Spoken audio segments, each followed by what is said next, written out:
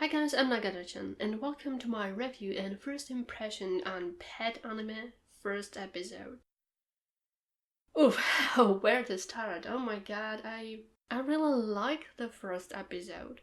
Really like it. I'm a huge sucker for psychological anime, so yeah, I love it. So I should probably start with kind of general stuff, and then I will go what happened in the first episode. So art, art style, animation, and soundtrack music. So I will start with art style, which is very simplistic, I would say, but at least it's still distinguished. So at least that visually it doesn't look that extremely amazing, but it's still okay, which is important. And animation, I really didn't see anything off with that. It was pretty smooth, pretty nice. And because this is psychological and because of main stuff in this anime is like going into someone's mind and such, I really love the visual representation of certain things. Because at the time it goes like super crazy. And I really like that. Like, they are definitely going all off with some visual stuff. So art style might not be the best looking, especially on characters, but when it goes like in fantasy lands and representation and like different kind of stuff, it's really good, like crazy looking. So I do really like it. Soundtrack. Soundtrack. Actually, I don't even remember anything from soundtrack. Maybe because I was so like into the story that I didn't notice it. Yeah. Or maybe it's so embedded into the story that you just don't notice it, but it's actually helping the scenes. I really need to check more on soundtrack watching next episodes because I really can't say anything about it though. So we'll see if soundtrack is somehow cool. And I really don't remember any like special soundtrack from episode, which is weird because I usually do notice at least something. Because I was so into it that I really didn't have a time to notice any soundtrack. Which speaks for itself, I would say. Then we have opening and ending, which I really love the visuals, especially of the opening. Even ending has a great visuals too, like art style and visuals are 10 times better than actual anime, but like for me visuals, art style is not that important with stories. But opening and ending looks extremely good visually. About opening though, my huge problem is that the song is not bad itself, but I just don't like singer, his extremely high-pitched voice. And it's the same singer who made song Unravel from Tokyo Ghoul, and I didn't like that song too. It's just, I don't like when he goes into that high-pitched voice.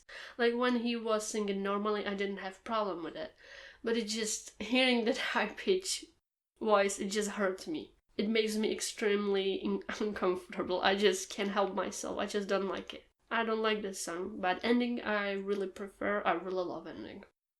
Then story and characters are extremely interesting. So it started about mother who went with her son to hospital or to doctor, and her son, it's because her son was just sitting and watching TV. And at first I thought he's kinda mentally ill or something. And there was like a really cool scene about like her being angry about a lot of stuff, like her husband cheating on her and being angry at her that her son is like, their son is like this. So there was some crazy visual stuff about her killing herself or wanting to hurt herself and just her being chopped into many pieces. That was very disturbing, I would say. And it has effects on their son. Because only thing I know about this anime when I started to watch is that there are people which can mess with other people in their mind or with their minds. So that's all what I know or knew before watching this. And there was a cut on some other guys having business in this hospital. They seem extremely shady, and one of them was like huge jerk, so I was like, okay, this doesn't look good. And one of these guys, he went to this kid because he saw potential, or he saw that he could be one of them.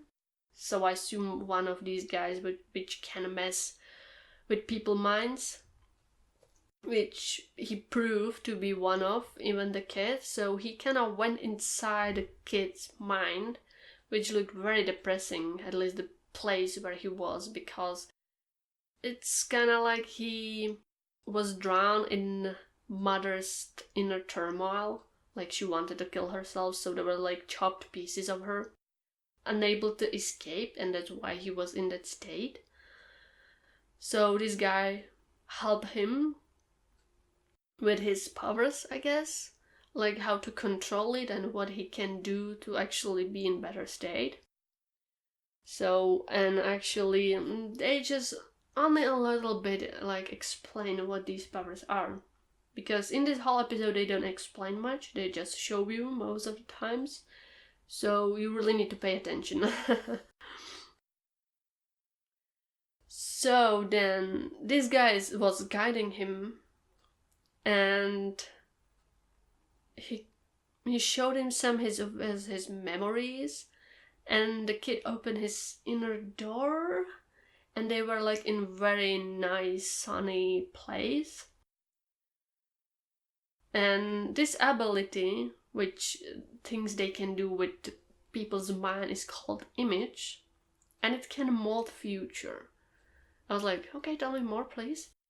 Which, I mean, from what happened in this episode, it's very dangerous. Very dangerous ability, and kind of scary, I would say. So, this guy, like he had long silver hair, told him to kind of put his good and bad memories in different places. So, good stuff should be in peaks and bad stuff in valleys. And most important stuff is don't let anyone touch them or see them. So that was very interesting. Maybe it's like their weaknesses or something, because memories are important, and if they can mess with memories, they kind of like can change you. So you just need like differentiate this, because otherwise you would be drawn in bad stuff, which is not good. But you can let other people with image powers to see that, because they can kind of alter it, and that would be bad. Then we kind of jumped, and there were like 3 dudes having some bar business or owner, and he was like having 2 kids. I don't know how old the other guy is, because he was definitely older than the like blonde haired kid guy. And he was kind of renting them the room, but they were helping him. And this dude, I guess he was a Jamaican. I mean, he had a flag of Jamaica there, so I'm guessing he was Jamaican. And he was also running some shady business with a jerk guy. Yeah, it seemed like super shady, because he went into car and he was like, yeah, we are going to switch cars and you are going to do this and that. I'm like, wait. This seems extremely shady. What are you going to do, please? Like, immediately I was like, I don't like this. I don't like this at all. I don't like this at all. And so this Jamaican dude was like going to some place. He even like went into water. He was diving, then went up with some gun, got to the car he has keys from, and put the gun in there. I was like, okay, so this seems like they are trying to put some murder on someone. Like, do you really trust the guy you like having this shady business with? Because I don't like this. Like, are they some kind of gang or Yakuza, or who are you working with? Please tell me. But this stupid forgot the spare key, so he went back. But these people were already there, and he was like trying to go there, but then he noticed some other person, and I was completely shocked because it was his friend who was supposed to be on Bali. And I was like, okay, this is weird. Very weird. I don't like this idea, dude. My friend, you're supposed to be on Bali. What the hell are you doing here? This jerk dude and other guy who he had with him actually are the people from the past in the hospital, because there was one jerk dude, and the kid is this guy with him, the blonde. I guess he changed color of his hair and he's working now with them. I guess it's him, yeah. Oh my god, what they did to this kid. Poor kiddo. He seemed kinda nice. Now he's working with shady people. And he was talking to this friend who was in a car, and he seemed very off. Like, he was in some kind of chilled mind state. He was sitting like behind a wheel and being like all kid-like. I was like, okay, this is weird. And this, what is his name? Subaru? Satoshi? Something with S, I need to look. Subaru, Satoshi, what is your name? Satoru. Satoru is his name, okay, Satoru. And Katsuragi is that jerk. Katsuragi and Satoru. My god, names. So the Satoru, he was talking to him, and it sounded like he's giving him instructions. And like that freaked me out because like, okay, what the hell is this power? What the hell they can do to people? And it was like, oh yeah, there will be this huge tunnel, so you will run through it and you will go as fast as possible and then you will fly. Sounds fun right now. Go, my friend. So this friend just ran away, or drive away. The Jamaican guy was like following him, totally shocked, like what the hell is happening? He was following his friend with a car, but it couldn't do anything. It seemed like they are brainwashing. Yeah, I brought it here. And like his friend just drove off a cliff and car exploded and he was dead. So they just murdered this guy. So these people can brainwash you or implant some weird thing into you or command you, and it would do that. That's very scary, I would say. Extremely scary. I don't like it. So this Jamaican dude was like really thinking about it and was like, what's happening? What happened? What did they do? Why did it happen? He was freaking out. Then his phone ringed very aggressively, and glass guy jerk like called him what happened with his spare key. And this jerk guy wanted to meet with him. And the atmosphere felt very, very, very cold, despite the fact that it was a beautiful day that day. It was so intense. This episode was really intense. So this glass guy was like giving him money for what he did, like for job he did for them, like giving that, switching the cars, doing something like that, and give it that weapon there. And it was like, you can wipe your eyes with them. I don't want them. Like, and then he started talking. I don't know why he talked about his plan. Like, that was kind of stupid. He was like, if something will happen to me, I like have something I can like send to police and such, because there was something about bills or whatever. That's why the guy got killed, because he found some bills, and I don't know in what kind of shady stuff they are, but that's why they killed him, I guess, because he found out something. And the jerk glasses guy was like, yeah, even that your friend did that and was kind of troublesome, and we needed to work that out, but see what happened, that won't help you. So yeah, not good. They can do a lot of stuff, crime stuff. That's not really good. They can do whatever they want, I guess, because of the people with altering someone's memories or doing some hallucination stuff or whatever.